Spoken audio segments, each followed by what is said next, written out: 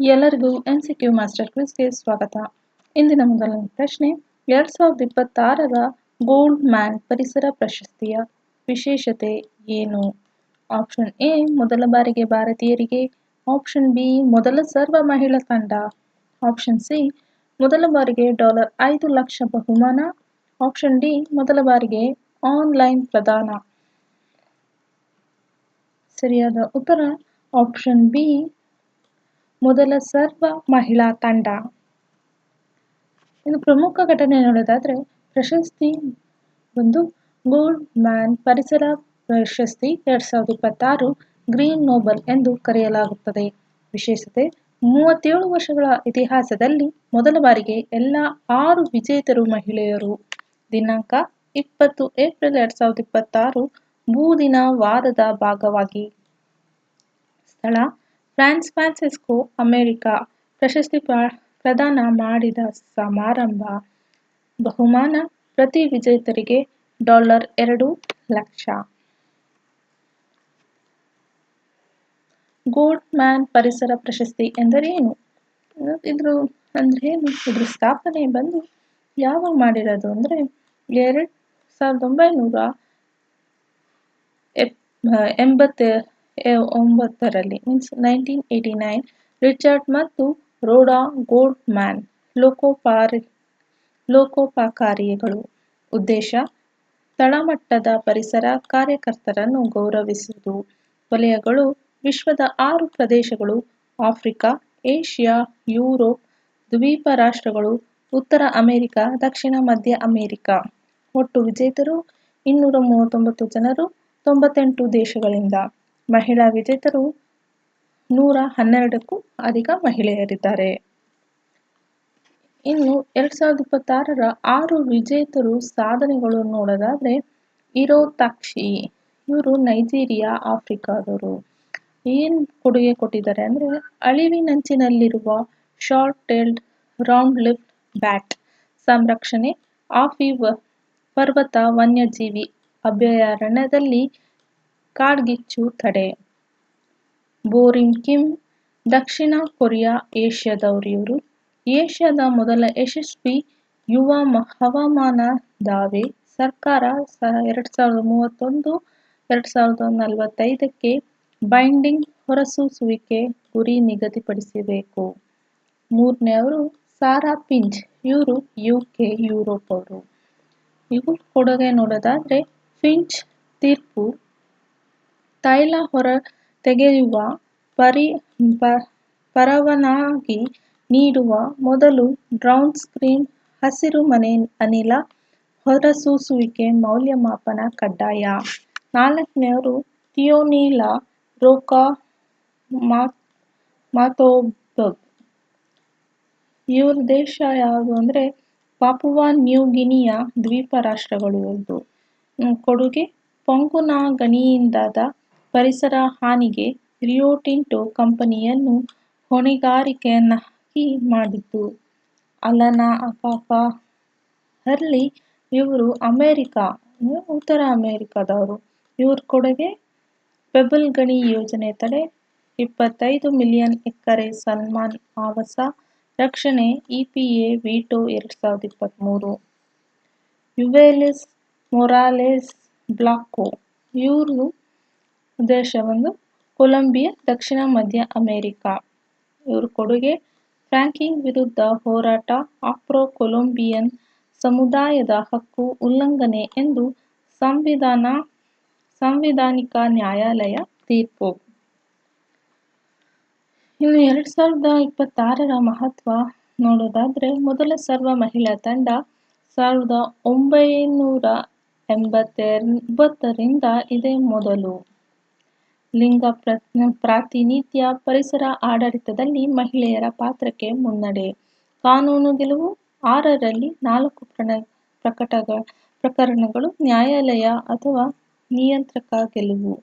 ಜಾಗತಿಕ ಪರಿಣಾಮ, 16 ಮಿಲಿಯನ್ ಎಕರೆ ಭೂಮಿ ಜಲ ಸಂರಕ್ಷಣೆ. Theme, change starts where you stand, ಬದಲಾವಣೆ ನೀನು ನಿಂತಲ್ಲಿಂದ ಆರಂಭ. ಮುಂದಿನ ಪ್ರಶ್ನೆ, ಭಾರತದಲ್ಲಿ ಒಮೆಗಾ ಬಾಲ್ ಕ್ರೀಡೆಯನ್ನು ಮೊದಲು ಪರಿಚಯಿಸಿದ ಸಂಸ್ಥೆ ಯಾವುದು? Option A IIT Delhi, option B IIT Madras, option C IIT Bombay, option D IISc Bengaluru.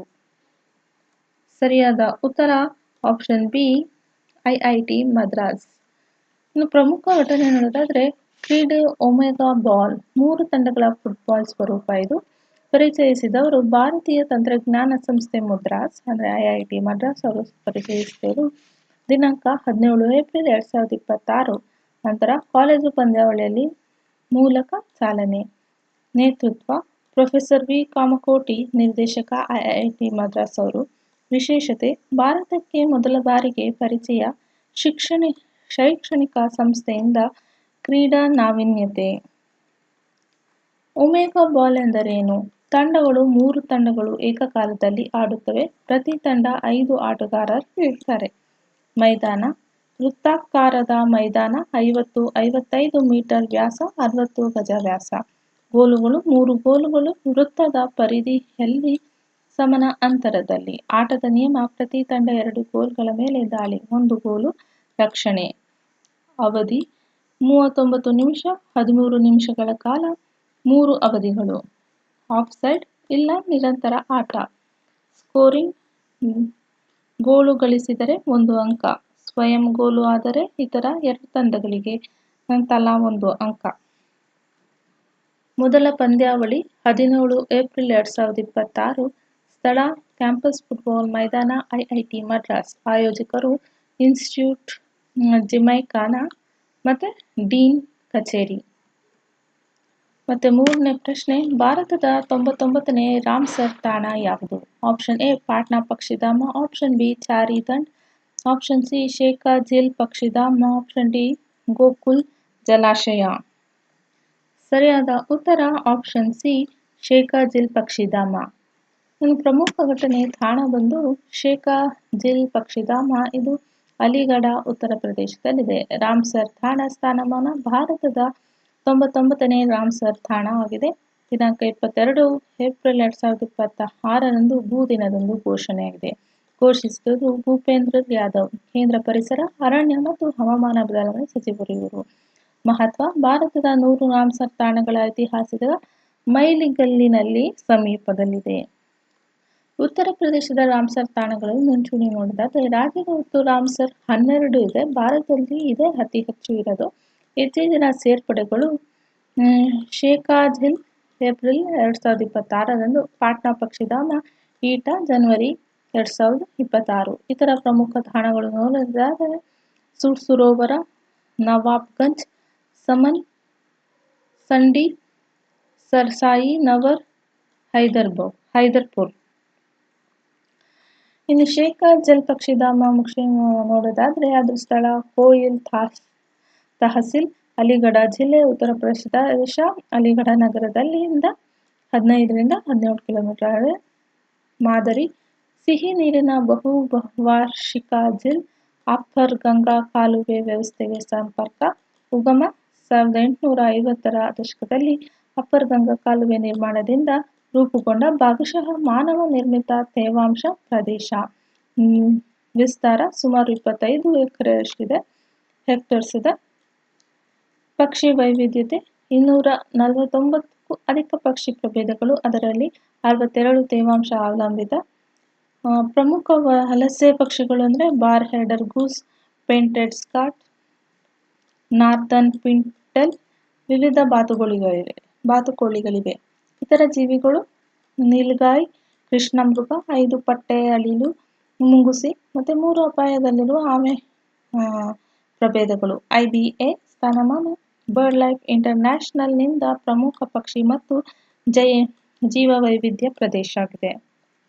ಇನ್ನು ಪರಿಸರ ಮಹತ್ವ ಮಧ್ಯ ಏಷ್ಯಾ ಹಾರುಹಾದಿ ವಲಸೆ ಪಕ್ಷಿಗಳಿಗೆ ಪ್ರಮುಖ ನಿಲುಗಡೆ ತಾಣ. ಪರಿಸರ ಸೇವೆಗಳು ಅಂತರ್ಜಲ ಮರುಪೂರಣ, ಪ್ರವಾಹ ನಿಯಂತ್ರಣ, ಪರಿಸರ ಸಮತೋಲನ, ಜೀವವೈವಿಧ್ಯ, ತೆರೆದ ನೀರು ಮತ್ತು ಪತನಶೀಲ ಅರಣ್ಯ ಮತ್ತು ವೈವಿಧ್ಯಮಯ ಪರಿಸರ ಗೂಡುಗಳು, ಸ್ಥಳೀಯ ಜೀವನೋಪಾಯ, ಪರಿಸರ ಪ್ರವಾಸೋದ್ಯಮ, ಪ್ರಕೃತಿ ವ್ಯಾಖ್ಯಾನ ಕೇಂದ್ರ, ವಾಚ್ ಟವರ್, ನಡಿಗೆ ಹಾದಿ ಇದೆ.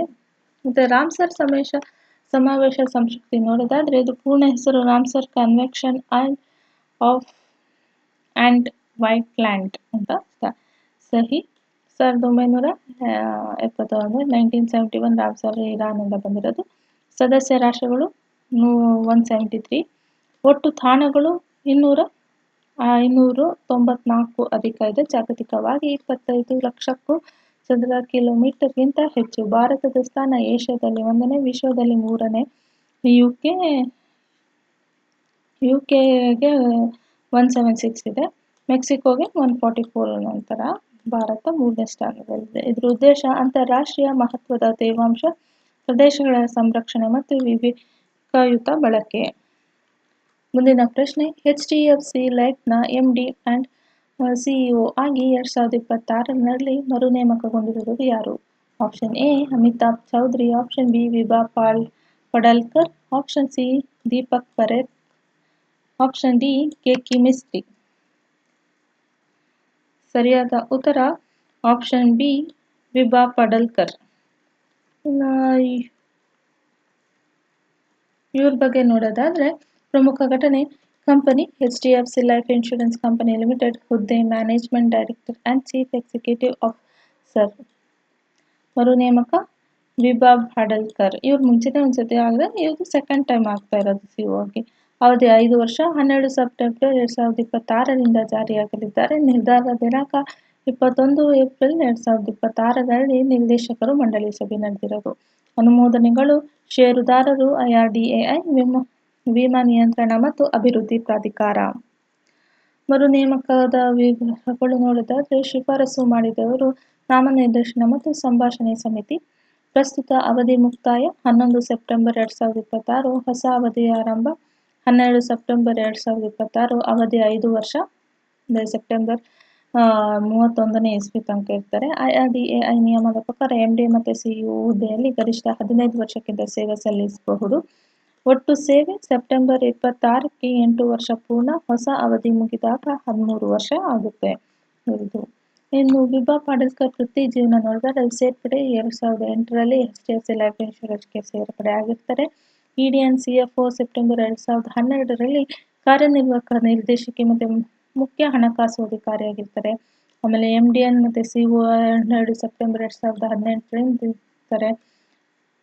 ಮುಖ್ಯ ಸಾಧನೆಗಳು 2017ರಲ್ಲಿ ಕಂಪನಿಯ ಯಶಸ್ವಿ IPO ನೇತೃತ್ವ, ಭಾರತೀಯ ಜೀವ ವಿಮಾ ವಲಯದ ಮೊದಲ M&A ವ್ಯವಹಾರ ನೇತೃತ್ವ, ಎಕ್ಸಿಸ್ ಲೈಫ್ ವಿಲೀನ, ಸ್ಥಿರ ಕಾರ್ಯಕ್ಷಮತೆ, ಶಿಸ್ತುಬದ್ಧ ನಿರ್ವಹಣೆ, ಸುಸ್ಥಿರ ಬೆಳವಣಿಗೆ. ಅರ್ಹತೆ ಚಾರ್ಟರ್ಡ್ ಅಕೌಂಟೆಂಟ್ ICAI ಮತ್ತು ICAEW ಇಂಗ್ಲೆಂಡ್ ಆ್ಯಂಡ್ ವೇಲ್ಸ್. ಇತರ ಹುದ್ದೆಗಳು ಲೈಫ್ ಇನ್ಶೂರೆನ್ಸ್ ಕೌನ್ಸಿಲಿಂಗ್ ಕಾರ್ಯಕಾರಿ ಸಮಿತಿ ಸದಸ್ಯೆ. ಇನ್ನು ಪ್ರಶಸ್ತಿಗಳು ನೋಡೋದಾದ್ರೆ most powerful women in business Fortune India 2021ರಿಂದ 25ರವರೆಗೆ ಸತತ 5 ವರ್ಷ ಬರೆದಿದ್ದಾರೆ. Most valuable CEO business world 2022 ಮತ್ತು 23ರಲ್ಲಿ ಸಿಕ್ಕಿದೆ. Top 30 most powerful women in business today 2018ರಿಂದ 2023 ಮತ್ತು 25 ಇಸ್ವಿಯಲ್ಲಿ ಸಿಕ್ಕಿದೆ. ಟೈಮ್ಲೆಸ್ ಐಕಾನ್ ಬಿಸ್ನೆಸ್ ಟುಡೇ 2024 ಮತ್ತು CA business leader /corporates BFSI ICAI 15ನೇ ICAI ಪ್ರಶಸ್ತಿ ಇದು. Business woman of the year ET awards for corporative excellence 2025. ಎಲ್ಲರಿಗೂ ಧನ್ಯವಾದ, ಥ್ಯಾಂಕ್ ಯು ಅಂತ ಹೇಳ್ತೀನಿ. ಮುಂದಿನ ವಿಡಿಯೋದಲ್ಲಿ ಭೇಟಿಯಾಗೋಣ. ಲೈಕ್, ಕಮೆಂಟ್ ಮತ್ತು ಸಬ್ಸ್ಕ್ರೈಬ್ ಅಂತ ಕೊಡಿ. ಇಷ್ಟ ಆಗಿಲ್ಲ ಅಂದರೆ ಡಿಸ್ಲೈಕ್ಸ್ ಅಂತ ಕೊಡಿ. Thank you.